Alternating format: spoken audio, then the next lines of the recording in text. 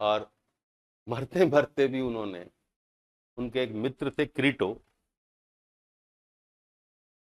उनसे कहा कि यार क्रीटो, जब उनको मृत्यु दंड दिया गया कि भाई सुकरात को इस जो अपराध है उनके, उसके लिए जो अभियोक्ता थे उन्होंने मृत्यु दंड मांगा, सुकरात को भी पक्ष रखने का मौका दिया गया कि भाई आप क्या चाहते हो। तो सुकरात ने उस समय भी क्या कहा कि भाई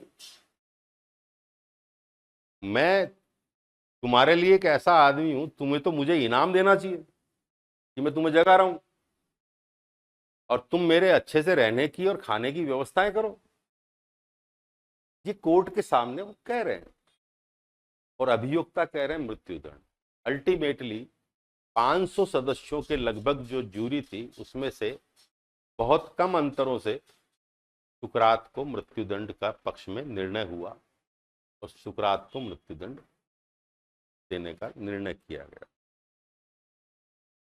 अब आप देखिए कि अपने आप को ये कहना कि तुम जो एथेंस है वो एक घोड़े के समान है और मैं एक गर्ड फ्लाई के समान, गेट फ्लाई, एक डंक मारने वाली मक्खी होती है के समान हूं, और वह जगाने आया हूं।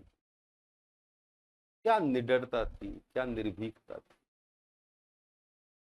और उस आदमी को मृत्युदंड दिया गया। हेमलॉक नाम का जहर दिया गया। उनके मित्र क्रीटो ने मृत्युदंड से एक दिन पहले उनके भागने की व्यवस्था कर दी थी कि चाहो तो तुम यहां से जेल से निकल के भाग सकते हो। क्रीटो से काफी लंबा उनका संवाद हुआ। उन्होंने कहा क्रीटो, तुम ये जानते हो बहुत अच्छे से कि मैं ऐसा नहीं कर सकता, और यदि मैं ऐसा कर दूंगा तो फिर मेरा सारा का सारा जो काम है, जिसके लिए मैं सारी जिंदगी मेहनत करता आया हूं, कोशिश करता आया हूं, वो सब तबाह हो जाए।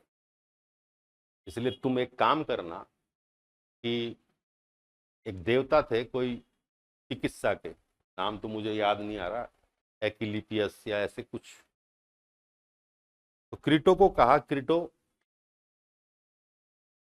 उस देवता में मेरा एक मुर्गा उधार है, मेरे मरने के बाद चुका देना। तो उस समय भी वो देवताओं के प्रति एक व्यंग्यात्मक भाव से बात की। एक मान्यता थी कि चिकित्सा के देवता थे, यदि किसी को कोई बीमारी हो जाती थी तो बीमारी ठीक होने के बाद में एक मुर्गा उन पर चढ़ा दिया गया, मैं कुर्बान कर देता। तो जब उनको मृत्युदंड मिला तो उन्होंने ये कहा कि यार ये जीवन भी तो एक बीमारी है, ये बड़ी बीमारी, और इस बड़ी बीमारी से मुक्त करने के लिए उस देवता का बड़ा बड़ा धन्यवाद मुझे, मैं तो रहूंगा नहीं, तो तुम मेरी तरफ से जो मुर्गा उधार हो गया उसको तुम जाके चुका देना, एक मुर्गा वहां चढ़ा देना।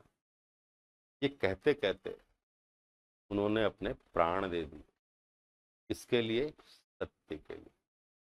ऐसे ऐसे लोग हुए हैं दुनिया में, और यदि हम देखें तो ऐसे ही कुछ लोगों के विचारों के कारण ही आज ये दुनिया अस्तित्व में भी है, और निरंतर चेतना का विकास भी हो रहा है।